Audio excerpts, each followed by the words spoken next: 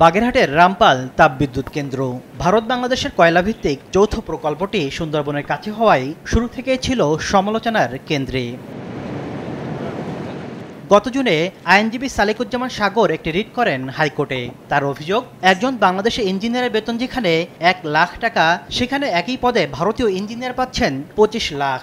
এছাড়া উচ্চ পদে ভারতীয়দের প্রাধান্য, বিশেষ ধর্মের লোকজনকে বাড়তি সুবিধা দেওয়া সহ নানা অনিয়মের কথাও উল্লেখ করা হয়। রিটের শুনানিতে আদালত বিদ্যুৎ মন্ত্রণালয় সহ সংশ্লিষ্টদের বিরুদ্ধে রুল জারি করে। ট্যাক্স কেটে ওরা ১ লাখ টাকা পাচ্ছে। সমপর্যায়ের একজন ইন্ডিয়ান এমপ্লয়ি, তারা কিন্তু মিনিমাম ২৫ লাখ টাকা পাচ্ছে।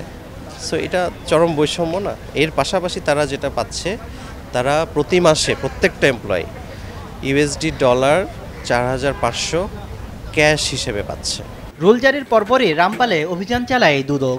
সম্প্রতি পাঠানো প্রতিবেদনে উল্লেখ করা হয়, Bangladesh India friendship power company লিমিটেডের নিজস্ব নীতিমালা থাকলেও ভারতীয় কর্মকর্তাদের বেশি সুযোগ সুবিধা দেওয়া হচ্ছে। নিয়ম অনুযায়ী একজন বিদেশি কর্মকর্তার বিপরীতে ২০ জন দেশি কর্মকর্তা থাকার কথা থাকলেও বাংলাদেশিদের অদক্ষতার অজুহাত দেখিয়ে এ নিয়ম মানা হচ্ছে না। এর ভিত্তিতেই অনুসন্ধানের সুপারিশ করেছে অভিযানকারী দল। কর্মকর্তা কর্মচারী নিয়োগে বৈষম্য, টেন্ডার প্রক্রিয়ায় অনিয়ম এবং বিদ্যুৎ কেন্দ্রে বিভিন্ন মালামাল লুটপাট পূর্বক বিক্রয় সহ নানা অনিয়মের অভিযোগে দুর্নীতি দমন কমিশন একটি এনফোর্স করে। এই এনফোর্স টিম অভিযানের বিষয়ে দুর্নীতি দমন কমিশনে ইতিমধ্যে প্রতিবেদন দাখিল করেছে। তবে এসব বিষয়ে গণমাধ্যমে কথা বলতে রাজি হয়নি রামপাল কর্তৃপক্ষ। তাদের দাবি, বেতনের তারতম্য থাকলেও তা অস্বাভাবিক নয়, আর সবকিছুই হচ্ছে নির্মাণকালের যৌথ চুক্তির ভিত্তিতে।